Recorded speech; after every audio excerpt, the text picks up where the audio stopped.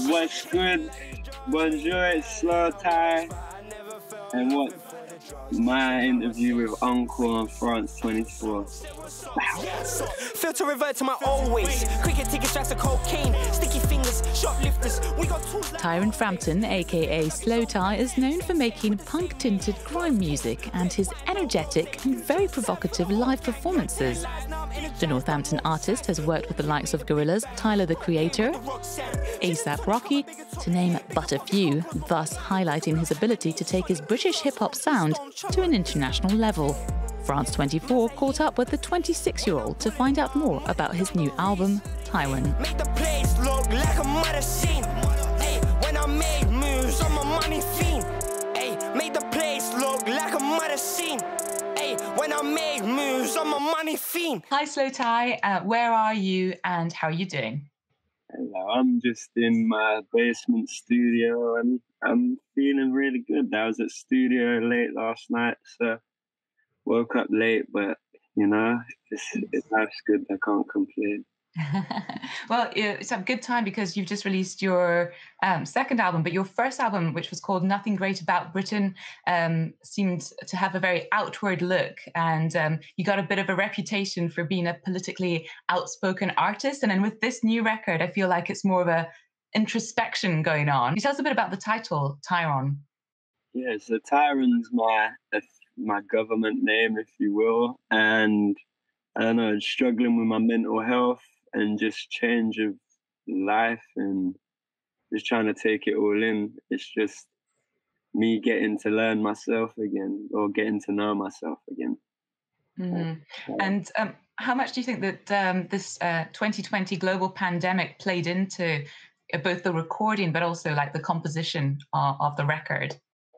I think it definitely, because of isolation, it definitely helped. But I think, be it where I was in my head, it was already pressing to talk about the things I was speaking about. And I think just being on lockdown gave me time to finish it, because if I was touring, it would have been a lot more scattered. Like there's a spotlight that's been put on the NHS this year, and you wrote a song about the NHS, which is actually beautiful. Can you tell us a bit about that song? And my thing was, it shouldn't take like a pandemic or a disaster for us to appreciate what we have. So the song's just about gratitude, being grateful for everything we've got, and like realizing that these people have been doing good work for years, generations. So why is it a thing now that we only applause them now? Like we should give them applause consistently.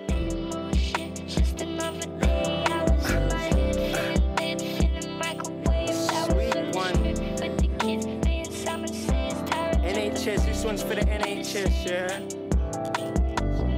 Jack the lad, only happy when they clap. Good with the band. I'm happy being sad. Say less. Why you stressed? Thinking what's next gonna make you depressed? As you said, there's a lot of mental health topic in your new record, and also you talk about the possibility of being allowed to make mistakes and to learn from your mistakes. And you've got this excellent song called Cancelled, which you wrote with your good friend Skepta, who literally pulled you out of a really bad trip and took you back to the studio and helped you write it. Can you tell us a bit about how that song came about? I don't know, I've always had controversies being an outspoken person or whatever. And I don't know, I think in this day and age, we're not allowed to make mistakes. Like it's like if you make a single mistake, that's your judgment, be it for forever or however long they want to do it. So I never let you forget. And yeah, I was with Skip, I was tripping, I was on my own little voyage in my head. And I wasn't really connecting with anybody. He just grabbed me. He was like, yo, man, this isn't your defining moment. You're bigger. You're better than this. And then he just empowered me, as your friends should do, you know? I ain't an actor, fuck the Oscars. Main stage in my boxes. 1,000 grams for Grammys. Same for the shotters. Massage for the push shot. Only bad things on the roster. I shot caffeine like I'm Costa. My team, what the bomber.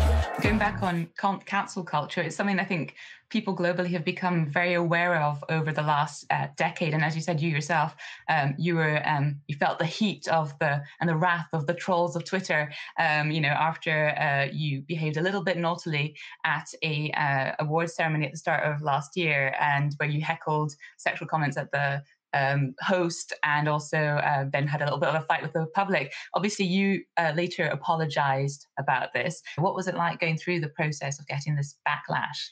Well, at the time, it feels like overwhelming, but at the same time, like, because there's always two sides to a story and two sides of the fence, and it feels like people only see the side they want to see sometimes. So it's a bit like uninspiring, a bit jarring, and anything negative. When you have enough negative thoughts or opinions coming at you, it's a lot to take. But at the end of the day, them people wasn't with you before when you was born, and they're not going to be with you when you die. So they get caught up in the moment of what they think.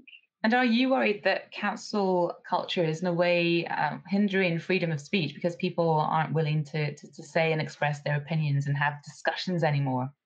Kind of takes away freedom of speech, which is it's a right. It's part of being a human. Like, you are allowed to speak your mind, and you should be able to say your thoughts, especially when you're an artist. Like, it's all about your expression and how you're feeling. So to be like, oh, this, and if you do this, you're cancelled. It's like, you can't even put a twist on certain things in a positive way because everyone will always see it negative. Let me see who's really trying to stop me. I pay the price, don't care what it costs me. I just gotta spit, can't put a sock in it. Endless poetry like Jodorowsky. Super sus, super off key. Run through the streets with a few G's. We ain't killing them softly. No, we got cranium shots for you zombies. When you performed at the Mercury Prize and you had this sort of dummy cut-off head of British Prime Minister Boris Johnson, which obviously got a lot of people talking. And at the time, obviously, Boris was like busy with, Brexit is coming in, not coming in, and all that sort of stuff. Was that something you were particularly angry about him, or was there a lot of stuff? There was like a legislation where it was like budget cuts and cuts to certain areas, and like the head or whatever being cut off. It was kind of just a metaphor for that, what he was doing to us. So I don't know. I just felt like if you've got a platform and you don't use your voice to say something, you might as well, like, what's the point? Like, getting an award's nice, but doing something for the people is always better. So I'd like to talk about your music videos, which I really like, but they're not for the faint-hearted, and they really remind me of slasher videos with a bit of a Hitchcockian twist in the way they're produced. The video for Cancelled actually opens with a scene that's kind of inspired by that American Psycho film. And there's also another tune, Feel Away, where you're actually a pregnant man in it, and you're going for your scans and everything. How did you come up with that concept?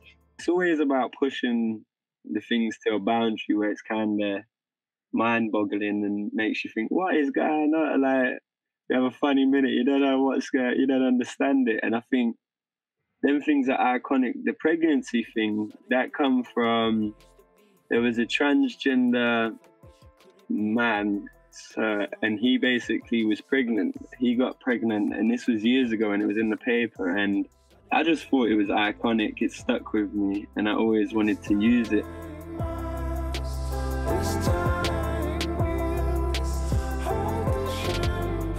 Suddenly, not half a man I used to be, but truthfully, and half a bitch you couldn't be. It's not you, so I guess it's me. It's not you. And then American Psycho being one of my favorite films, and just that scene in general. I like a bit of shock horror kind of stuff. You've also said that human beings need to realize they're not the center of the universe and stop taking things for granted. Do you think this year has helped remind us of that? In some aspects, but I think people will always be people, and we are a very self-centered species, if that's the way. So I don't think that will ever change. I just think it will get to a point when the effects are really, really prominent, and it's irreversible. So I think we need to just take our time and stop trying to be Stop thinking we're everything on this world, you know. Your influences range from Eminem, we've mentioned before, but French DJ Gazafelstein. You've also got Rosalia, De Antwoord. Anyone you'd like to collaborate with in particular after this fantastic album full of great collaborations, obviously? Tom York. I want to collaborate with Tom York. I want to collaborate with Alex Turner. I want to do some more stuff with Damon. Rosalia, I want to do some stuff with her. I don't know, the possibilities are endless. There's like a few French artists I want to work with as well. So. Oh, yeah. Anyone in particular? Well, I don't know, I should just keep it, and then when it happens, it happens. Okay. How much did you know about French hip hop? Because obviously French hip hop is like huge. It's had a golden age, in the 80s, 90s. And some would argue that now this recent sort of ambience of like PNL and bands like that have given a new sort of lease of life to it. There's loads. I like Jewel. He's from towards Marseille.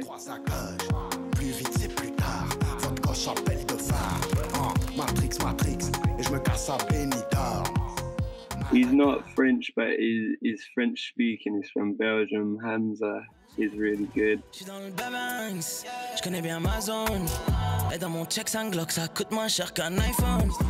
Even though I can't understand a lot of what the guys are saying, I can feel it, and music's like the universal language. So. Are there plans for this year?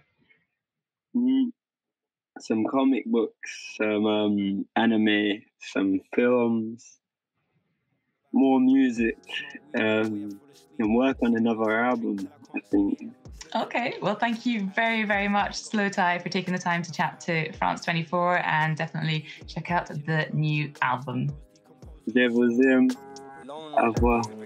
I can't be alone, why I always pick the phone up. I beg you pick the phone up. Beg you pick the phone up. Sad songs, the sickness, the passenger, always been a weakness.